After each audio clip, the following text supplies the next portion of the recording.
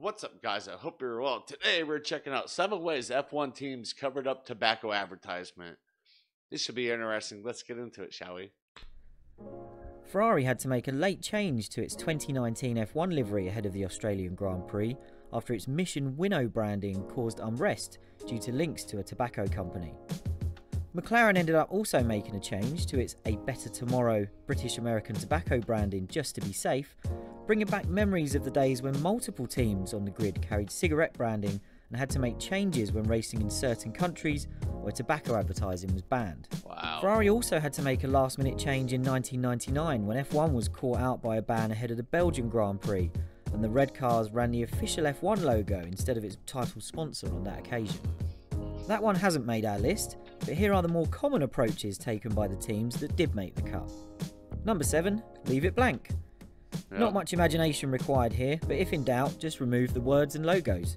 Exactly. Fortunately, this was never a particularly popular option for the teams, and it was usually only called upon in countries that were being particularly strict about tobacco advertising at the time, which often ruled out some of the more creative ways of getting around the ban, which we're going to see later in the list. Okay. Number 6, logos. We've given this one quite a low position because we're not quite sure how the teams and their sponsors so often got away with it.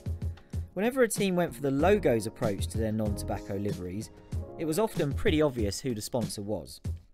Some were more obscure than others, but let's face it, this design didn't exactly leave any doubt about who the sponsor was. Right? Number 5, poke fun at it. We're disappointed there weren't more examples to go in this entry, and for that reason this can't place higher on our list. Zaxby's switching its logos to East was fun in the 1980s, and it also used the same stickers for the first Hungarian Grand Prix in 1986 to acknowledge F1's first venture behind the Iron Curtain.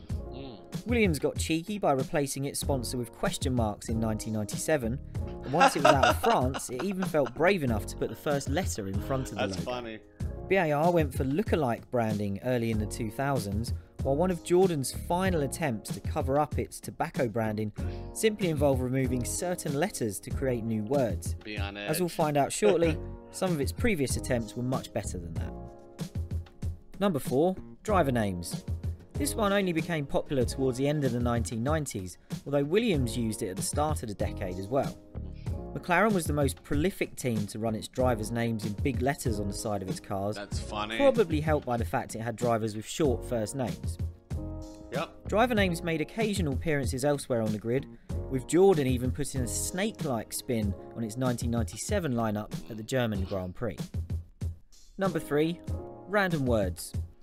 Racing, team spirit, and even blue world all seem a bit meaningless, so you're probably wondering why this one is so high on the list. Credit for that must go to Jordan, which led the way with how to handle rebranding when you couldn't run your tobacco sponsor's name on the side of your car. It started with Bitten and Hisses in 1997, and while it was a shame the snake livery only lasted 1 year, the Buzzin' Hornets identity that followed developed a cult-like following and tied in with the most successful period in the team's history. Nice. The Hornets were replaced for 2001, and nothing Jordan came up with after that was anywhere near as evocative. Number 2, barcodes. This was a pretty common approach through the 80s and 90s, with significant sponsors on front-running teams being disguised in this way, and that's why it's so high on our list. It's a pretty simple approach really. If you can't write the name of the company on your car, just replace the word with some solid blocks.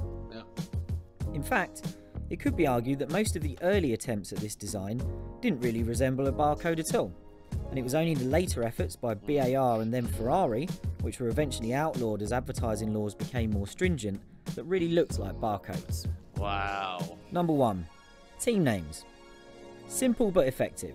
This one really took hold in the 1990s, and it tops our list because of the sheer number of teams that used it as the solution to their tobacco livery conundrum when arriving in a country where their backers' logos were banned. It's about quality as well as quantity, with big hitters like McLaren, Williams and Benetton all running their names on their cars when they were the dominant forces on the F1 grid. Which were your favourite livery tweaks in F1 history? Yeah, it's interesting. It's kind of fun how they got around it and kind of covered them up and stuff. I had no idea. I think all of American sports, you can't have tobacco advertisement at all.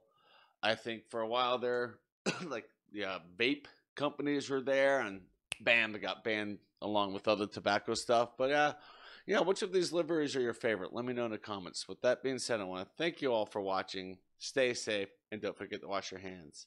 Bye.